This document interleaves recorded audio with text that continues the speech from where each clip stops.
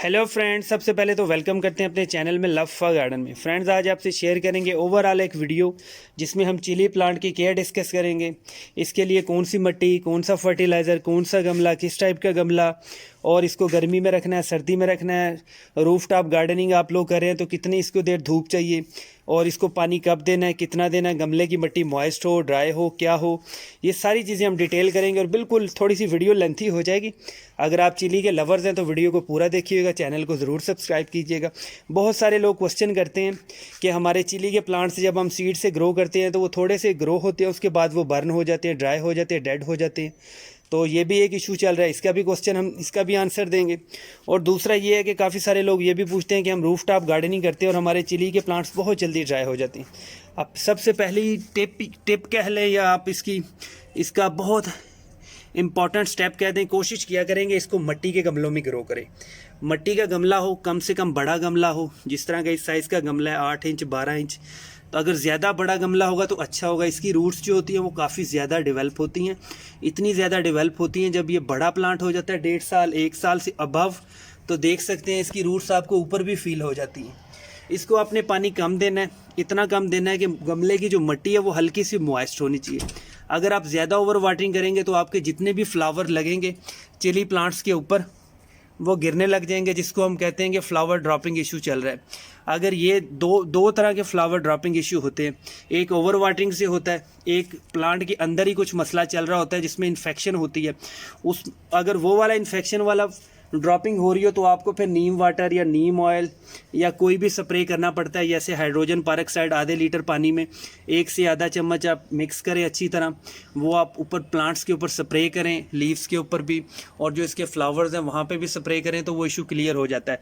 अगर ये मसला इन्फेक्शन का ना हो, फिर अगर आपने बहुत ज़्यादा ओवर वाटरिंग की हुई है तो फिर भी आपके फ्लावर्स गिरते रहेंगे। और इसका हल यही है कि आपको ओवर वाटरिंग कम करनी पड़ेगी, पानी बहुत कम करना पड़ेगा। गमले की मिट्टी हल्की सी मॉइस्ट रहनी चाहिए, चाहे 24 घंटे मॉइस्ट रहे, कोई इशू नहीं है इसका। और अगर आप इसको ज़मीन में ग्रो कर रहे हैं, जिस तरह हम नेचुरली, जिस तरह किसान लोग इसको ज़मीन में ग्रो करते हैं, तो फिर आप इसको पानी 6 से 7 दिन बाद दिया करें। ज़मीन के अंदर नेचुरली इतना मॉइस्चर होता है कि हमारे प्लांट्स सर्वाइव करते रहते हैं। गमला जो होता है उसका साइज़ थोड़ा होता है, और उसमें यह है कि अगर आप 2 या 3 दिन पानी ना दें तो बहुत हद तक ड्राई हो जाता है रूफ टॉप गार्डनिंग पे। इसलिए आपको गमले की मिट्टी थोड़ी सी मॉइस्ट रखनी पड़ती है। दिन में अगर 2 बार भी आप पानी दे दें तो कोई इशू नहीं है, लेकिन गमले की मिट्टी आपने सिर्फ और सिर्फ मॉइस्ट रखनी है। और जब इसके ऊपर फ्लावरिंग स्टार्ट होती है तो आप नीम वाटर बना सकते हैं घरों में, वो इसके ऊपर ज़्यादा से ज़्यादा स्प्रे किया करें। एक और भी इशू नोट हुआ है कि जब इसके फ्लावरिंग बहुत ज़्यादा स्टेज पे होते हैं, जब ये फ्लावरिंग से बर्ड्स बन रहे होते हैं, बर्ड्स से फ्रूटिंग की तरफ जा रहा होता है, इसके ऊपर चींटियों का अटैक होता है।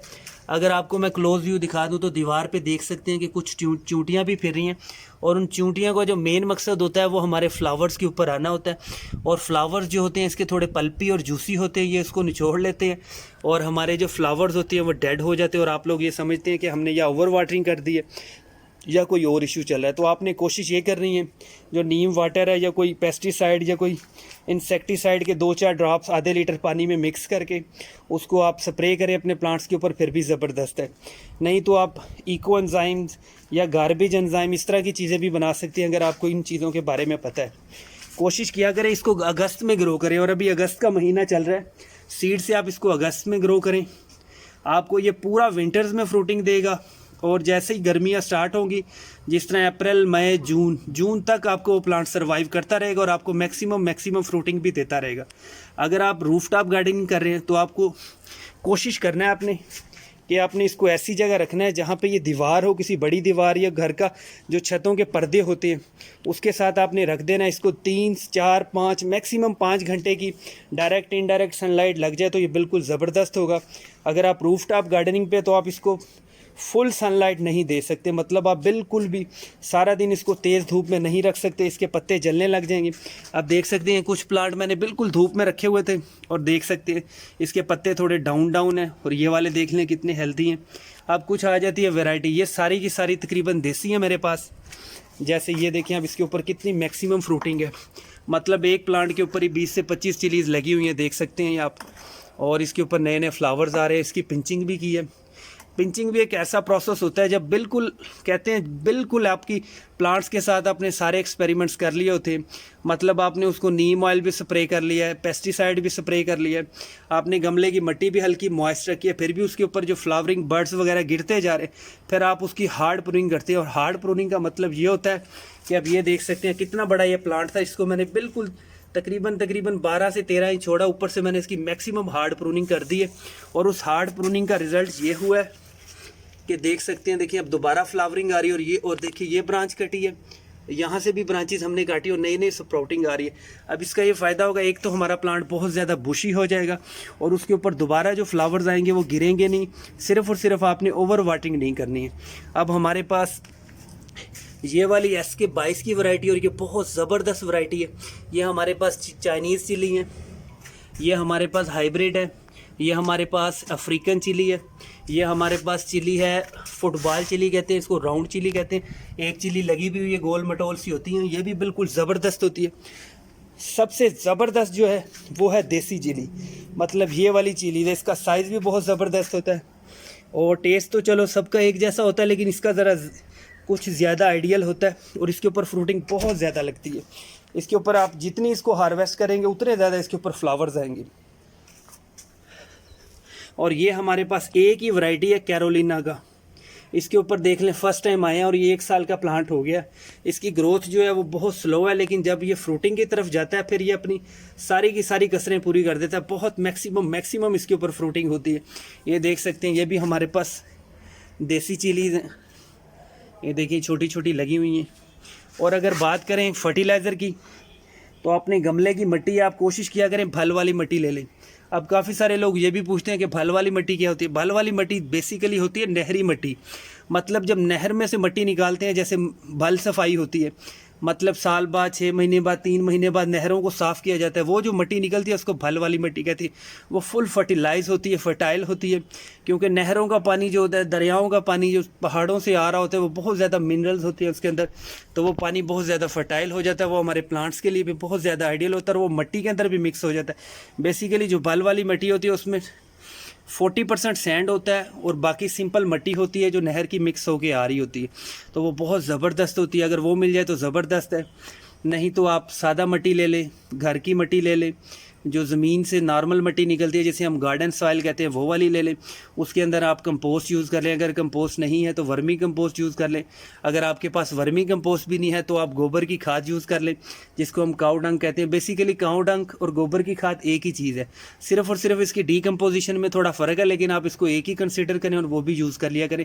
काफ़ी सारी मिसअंडरस्टैंडिंग्स हैं गार्डनिंग के अंदर, वो आप क्लियर कर लें।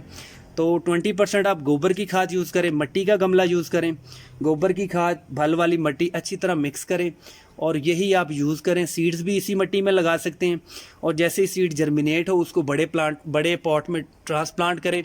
और कोशिश किया करें चिली के प्लांट को आप लाजमी जो नीम वाटर होता है, नीम ऑयल होता है, या कोई अच्छा आपने पेस्टिसाइड बनाया वो इसके ऊपर लाजमी शावर किया करें। और उस वक्त आपने शावर करना है जब थोड़े थोड़े आपके ऊपर फ्लावरिंग आ रही होती है, क्योंकि इसके ऊपर चींटियों का, इंसेक्ट्स का अटैक बहुत ज़्यादा होता है। और यही बिल्कुल ऐसा ही होता है बेल पेपर्स के साथ, जो हमारी शिमला मिर्च होती है, मोटी मोटी मिर्ची होती हैं, उनके साथ भी यही केस है। और आप कोशिश किया करें जो घरों की मिर्ची होती है, जिस तरह ये वाली मिर्च है, देखिए अब ये बिल्कुल रेड होने जा रही है, इसको आप कट कर लें, इसको आप इंडोर ड्राई कर लें, कोशिश करें इंडोर ड्राई करना है। जब ये बिल्कुल ड्राई हो जाए इसके अंदर से इसके सीड्स निकालें, उसको सेव करें और आप ग्रो करें। आप इसको अगस्त में भी ग्रो कर सकते हैं, सितंबर अक्टूबर में ज़्यादा से ज़्यादा ग्रो कर सकते हैं, लेकिन कोशिश किया करें अगस्त और सितंबर में ज़्यादा से ज़्यादा ग्रो करें सीड से। और फिर आपको इसको पूरे विंटर्स और इनिशियल जो स्टार्टिंग समर होगा उसके अंदर आपको मैक्सिमम फ्रूटिंग मिलेगी और आप ज़्यादा इंजॉय करेंगे चिलीज़ को। तो ओवरऑल ये आपसे डिस्कस किया। और कुछ लोग ये भी कहते हैं कि हम थोड़े से अभी चिलीज़ के सीड लगाते हैं, वो छोटे छोटे जर्मिनेट होते हैं। जैसे हमने ये चिलीज़ के सीड मैंने 4 से 5 दिन पहले लगाए थे, देखें ये भी थोड़े थोड़े जर्मिनेट हो रहे हैं। और ये थोड़े से जर्मिनेट होते हैं, लोगों का क्वेश्चन होता है कि वो ड्राई हो जाते हैं, डेड हो जाते हैं। जब आप चिलीज़ के या टमाटोज़ के सीड लगा रहे होते हैं तो कोशिश किया करें उसको सादा मिट्टी में लगा दें। सादा मिट्टी में लगाने से ये होगा कि जैसे ही आपका सीड जर्मिनेट होगा उसको मिट्टी के अंदर कोई फर्टिलाइज़र नहीं मिलेगा, सीड अच्छे से चल जाएगा। जब सीड 2 से 3 दिन का जब सीड 2 से 3 इंच का हो जाएगा तब आप उसको रीपोर्ट करें, ट्रांसप्लांट करें, किसी बड़े गमले में करें, फिर उसमें थोड़ी सी गोबर की खाद या कंपोस्ट, वर्मी कंपोस्ट ऐड कर सकते हैं, तो बिल्कुल ज़बरदस्त से चलेगा। ये देख सकते हैं आप कितनी ज़्यादा मैक्सिमम फ्लावरिंग है। और आप कोशिश किया करें चिलीज़, टमाटोज़ और जो हमारे मिंट के प्लांट्स होते हैं वो घर में ज़रूर ग्रो करें। अगर आपके पास रूफ टॉप पे स्पेस है फिर भी ग्रो कर सकते हैं। अगर आप रूफ टॉप नहीं है तो आप फ्लैट्स पे, बालकनीज़ में भी 4 से 5 या 10-12 गमले तो आप ज़रूर रख सकते हैं। और चिलीज़ के लिए सबसे जो आइडियल चीज़ होती है वो ये होता है कि आपने इसे 4 से 5 घंटे की धूप देनी है गमले के अंदर। और रूफ टॉप गार्डनिंग के ऊपर अगर ज़मीन में लगाया फिर आप सारा दिन भी ये धूप में लगा रहेगा तो कोई इशू नहीं है। और अगर बाई चांस आपका कोई ऐसी जगह रह रहे हैं जैसे फ्लैट है या कोई बंद सा घर है, तो आप अगर इसको थोड़ा शेडी एरिया में भी रख देंगे फिर भी अच्छे से ग्रो होगा। लेकिन शेडी एरिया का मतलब ये होता है कि ब्राइट एरिया होना चाहिए, जैसे बालकनी या कोई ऐसे टेरेस भी होते हैं जहाँ पे बहुत ज़्यादा ब्राइट होते हैं लेकिन धूप डायरेक्ट नहीं आते, इनडायरेक्ट धूप थोड़ी बहुत लगती रहती है, तो वहाँ पे ये बिल्कुल अच्छे से सर्वाइव करेंगे। मेरे कुछ ऐसे प्लांट्स हैं जिनको मैंने 100% ब्राइट एरिया में रखा है और धूप बिल्कुल भी नहीं लगने दी, उन पे भी ठीक से ग्रो होते हैं। लेकिन तो अगर कंपैरिजन किया जाए तो जिनको 3 से 4 घंटे धूप लगती है वो ज़रा ज़्यादा ग्रो करते हैं, लेकिन ग्रो वो भी करता है और उसके ऊपर भी चीज़ लगती हैं। अब आखिरी ऑप्शन आपके पास यही होती है कि अगर आपके पास धूप नहीं आती टेरेस पे या बालकनी पे तो आप उसको शेडी एरिया में ग्रो कर सकते हैं।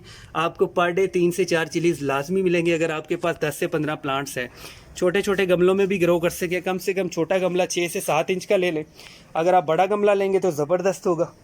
और ये पप्स पुप्स को नहीं देते, एक गमले में एक प्लांट ही लगेगा और फिर उसी को ही आपने चलाना है। 1.5 से 2 साल इसकी लाइफ होती है। वैसे तो ये 4 साल तक चलता रहता है लेकिन पहले 2 साल इसने मैक्सिमम फ्रूटिंग देनी होती है और उसके बाद फिर इसने फ्रूटिंग कम कर देनी होती है। और कोशिश किया करें 2 साल बाद प्लांट को रिमूव कर दें, नए प्लांट की तैयारी करें, नए सीड्स ग्रो करें। और सीड जो जिन प्लांट्स पे आपको अच्छी चिलीज़ मिल रही होती है, जैसे अब मुझे कन्फर्म पता है कि ये जो देसी मिर्ची हैं इसके ऊपर बहुत ज़्यादा अच्छी चिलीज़ लगती हैं, तो इससे सीड्स लाजमी सेव किया करें और ज़्यादा से ज़्यादा ग्रो करें।